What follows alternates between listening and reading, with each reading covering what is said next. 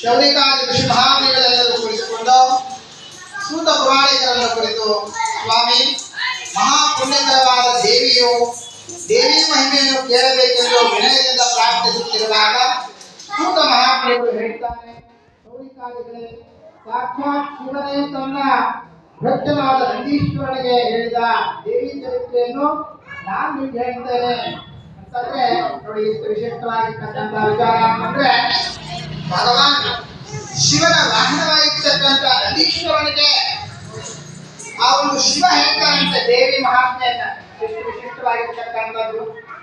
ಆ ಶ್ರವಣದಿಂದ ಮೋಕ್ಷ ಸಂಪತ್ತು ಸರ್ವಾಭೀಷ್ಟ ಸಿದ್ಧಿಗಳು ದೊರೆಯುತ್ತವೆ ಎಂದು ಸಂಕಲ್ಪ ಮಾಡಿ, ನಾನು ನಿಮಗೆಲ್ಲರಿಗೂ ಕೂಡ ಆವಾಗಲೇ ಸಂಕಲ್ಪ ಮಾಡಿಸಿದ್ದೇನೆ.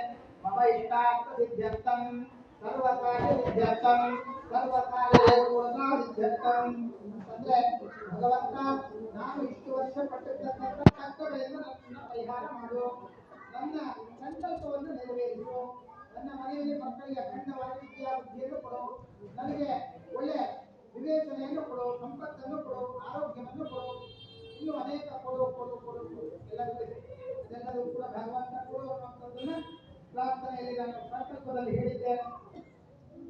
ಹಾಗೆ ಸಂಕಲ್ಪ ಮಾಡಿ ಪ್ರಾರಂಭಿಸಿದ ಭಗವಾನ್ ಶಂಕರನು ವಿರಾಮಾಸದಿಂದ ರಜತಾದ್ರಿ ಅತ್ಯಂತ ಮನೋಹರವಾಗಿತ್ತು. ಚಂದ್ರಕಾಂತಿಗಳ ಶಿಲ್ಪಗಳು, ಗಿರಿಗಹ್ವಗಳು, ಜಲಪಾತಗಳು, ಕಣ್ಣೀರಿನ ಚಿಲುಮೆಗಳು, ವಿಶಾಲವಾದ ಸರೋವರಗಳಿಂದ ಶೋಭಾಯಮಾನವಾಗಿ ಕಾಣುತ್ತಿತ್ತು. ಇಲ್ಲಿ ಸಿಂಹ, ಹುಲಿ, ಶರಭ, ಆನೆ ಮೊದಲಾದವು ಹಾವು ಮುಂಗುಸಿಗಳು ಸ್ವೇಚ್ಛೆಯಿಂದ ವಿಹಾರ ಮಾಡುತ್ತಿದ್ದವು. ಬಿಳಿ ಕೋಗಿಲೆ, ಸಾಗರ ಪಕ್ಷಿಗಳು ಗಾಯನ ಮಾಡುತ್ತಾ ಮನೋಹರವಾಗಿತ್ತು. ತಾಳೆ, ತೆಂಗು, ಮಾವು, ಹಲಸು, ನೆಲ್ಲಿ, ಖರ್ಜೂರ, ಜಂಭೀರ ಮೊದಲಾದ ಕಲ್ಪವೃಕ್ಷಗಳಿಂದ ಶೋಭಾಯಮಾನವಾಗಿತ್ತು.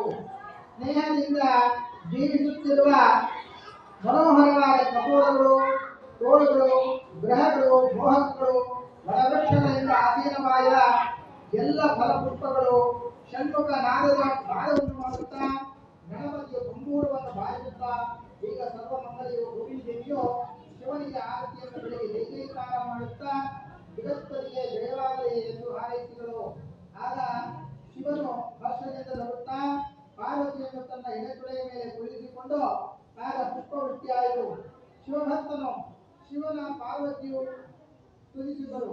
ದೇವಧೂಮಿಗಳು ಬೆಳೆದವು. ಹೀಗೆ ಶಿವನು ಸಭೆಯು ಸಂಭ್ರಮೋತ್ಸವದಿಂದ ತುಂಬಿದವು. ಆಗ ನಂದಿಕೇಶ್ವರನು ಶಿವನಿಗೆ ಸಾಷ್ಟಾಂಗ ನಮಸ್ಕಾರವನ್ನು ಮಾಡಿ ನಿಂತನು.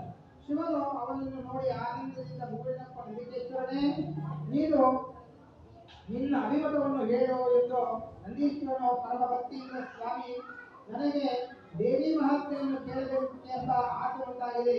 ಕರುಣಾ ಸಮುದ್ರನಾದ ನೀನು ಆ ಮಹಾತ್ಮೆಯನ್ನು ಹೇಳಬೇಕೆಂದು ಪ್ರಾರ್ಥಿಸಿದನು. ಅದಕ್ಕೆ ಶಿವನು ನಕ್ಕು ದೇವಿ ಮಹಾತ್ಮೆಯನ್ನು ವಿವರಿಸಿದನು. ಹೇಗೆಂದರೆ, ದೇವಿ ಮಹಾತ್ಮೆಯನ್ನು ಕೇಳು. ಹಿಂದೆ ಬ್ರಹ್ಮದಲ್ಲಿ ಶಕ್ತಿ ಹಾಗೂ ಮಾಯೆ ಉತ್ಸಾಹವಾಯಿತು.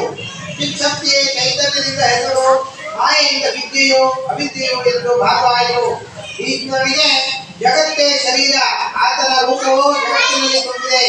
ಆತನನ್ನು ಸಹಸ್ರ ಅವಯವಗಳು ರಜ ಸತ ತಮೋ ಗುಣಗಳಿಂದ ಸತ್ಯ ಸಮಾಧಿ ಮಹಿಮಾ ಮಹಿಮಾ ಸಿದ್ಧಿಗಳು ಶ್ರುತಿ 6 ವಿದ್ಯೆಗಳಿಂದ ಪ್ರಕಾಶವಾಗಬಾರವು. ರಾಜರಾಜೇಶ್ವರಿಯೇ ಮಹಾವಿದ್ಯೆ. ಸರ್ವ ದೇವತೆಗಳು ಈಶ್ವರಿಯಾದ ಆಕೆಯನ್ನು ರಾಜರಾಜೇಶ್ವರಿ ಎಂದು ಕರೆಯುತ್ತಾರೆ. ತ್ರಿಮೂರ್ತಿಗಳು 3 ಗುಣಗಳ ಸ್ವರೂಪವುಳ್ಳವರು. ಅವರು ದೇವಿಯನ್ನು ಕುರಿತು ಮಾಡಿದ ತಪಸ್ಸು ಮಧುಕೈಟವ ಎಂಬ ಮಹಿಷಾಸುರನ ಸಂಹಾರ ಮಾಡಿ ದೇವಿ ಮಹಾತ್ಮೆಯ ಘಟನೆಗಳು ವಿಸ್ತಾರವಾಗಿ ತಿಳಿಯಬೇಕು. ದೇವಿಯು ಶತಕೋಟಿ ಯೋಜನ ವಿಸ್ತಾರವಾದ ಬ್ರಹ್ಮಾಂಡದಲ್ಲಿ ಸೃಷ್ಟಿಸಿದರು. ತ್ರಿಮೂರ್ತಿಗಳು ಆಕೆಯನ್ನು ಸೃಷ್ಟಿಸಿದರು. ಹರಿಹರ ಬ್ರಹ್ಮರು ನುಡಿಸಿ ಆಕೆ ಮಾಯವಾದರು. ಆಗ ನಾವು ಆಕೆಯನ್ನು ಮೆಚ್ಚಿದರು, ತಪಸ್ಸು ಮಾಡಿದೆವು.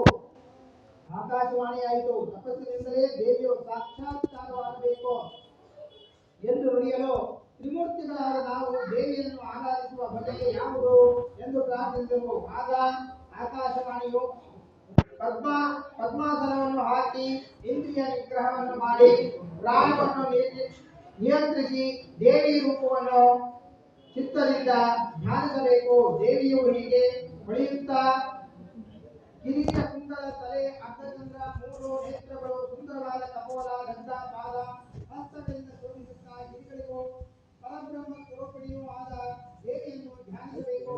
ಮುತ್ತಿನ ಹಾರ ಪದ ಕಮಲಗಳು ಕಳಗ ಕೋಳ ಕಾದುಂಬಿಗಳು ಗೆಜ್ಜೆಗಳು ಶೋಭಾಯಮಾನವಾಗಿ ಹಚ್ಚೆ ಹಣೆಯಲ್ಲಿ ಕುಂಕುಮ ಕಸ್ತೂರಿ ತಿಲಕಗಳನ್ನು ಸುವಾಸನೆಯುಕ್ತವಾದ ಗಂಧ ಹಾರಗಳನ್ನು ಆಕೆ ಧರಿಸಿದ್ದಾಳೆ. ಆಕೆ 18 ತೋಳುಗಳನ್ನು ಪಡೆಯುವುದಲ್ಲದೆ ದಂತಾಶಕ್ತಿಗಳ ಶೂಲ ಬಾಣ ಮುಸಲ ಹರಿಗೆ ದೇವದಿಂದುವಿ ಬಿಲ್ಲುಗಳು ಧರಿಸಿದಳು. ದೇವಿಯನ್ನು ಧ್ಯಾನಿಸಬೇಕು. ದೇವಿಯು ಭೂಲಕ್ಷೆ ಕ್ರಿಯಾಚಾರಿಗಳು ಭಯ ಸ್ವರೂಪಗಳು ಹೀಗೆ ಅಭಯಪ್ರದಳು ಆಗಿದ್ದಾಳೆ. ಅಂತರಂಗದಲ್ಲಿ ಆಕೆಯನ್ನು ಧ್ಯಾನಿಸಿ ಒಳಗೂ ಹೊರಗೂ ಆಕೆ ಸಾಕ್ಷಾತ್ಕಾರವಾಗುತ್ತಾಳೆ. ದೇವಿಯನ್ನು ನಾನಾ ರೀತಿಯಿಂದ ಪ್ರಾರ್ಥಿಸಿ ಆ ಮಹಾವಿದ್ಯೆಯಲ್ಲಿ ಐಕ್ಯರಾಗಿ ಎಂದು ಹೇಳಿದರು. ಈ ರೀತಿ ಜಗತ್ತಿನಲ್ಲಿ ಪರಬ್ರಹ್ಮ ಸ್ವರೂಪಿಣಿಯು ಮಹಾವಾಣಿಯೂ ಆದ ಆಕೆಯು ಎಷ್ಟೋ ಯುಗಗಳವರೆಗೂ ನಾವು ಸೇವಿಸಿದೆವು, ಆದರೂ ಆಕೆಯ ಸಾಕ್ಷಾತ್ಕಾರವಾಗಲಿಲ್ಲ. ಆಗ ನಮಗೆ ಬಹಳ ಆಶ್ಚರ್ಯವಾಯಿತು. ಹರ್ಷವು ಮಾಯೆ ಜ್ಯೋತಿ ಸ್ವರೂಪಳಾದ ದೇವಿಯು ಮನಸಾರೆ ಮತ್ತೆ ಮತ್ತೆ ಸ್ಮರಿಸಿದೆವು. ಆಕೆಯನ್ನು ದೃಢವಾಗಿ ಸ್ಮರಿಸಿ ತಾಯಿಯನ್ನು ನಮಸ್ಕರಿಸಿ ಈಗ ಏಕೆ ಮಾಯವಾಗಿದ್ದಿರುವೆ ಎಂದು ಹಂಬಲಿಸಿದೆವು. ಹೀಗೆ ಬಹುಕಾಲ ಧ್ಯಾನ ಮಾಡಿದಾಗ ಶುಭ ಶಕುನಗಳು ಬಲವಾದವು. ಅರಿತು ಆಕಾಶವಾಣಿ ಹೇಳಿತು, ಚಿಂತೆ ಬೇಡ, ಈಗೋ ದೇವಿಯು ಬರಲಿದ್ದಾಳೆ.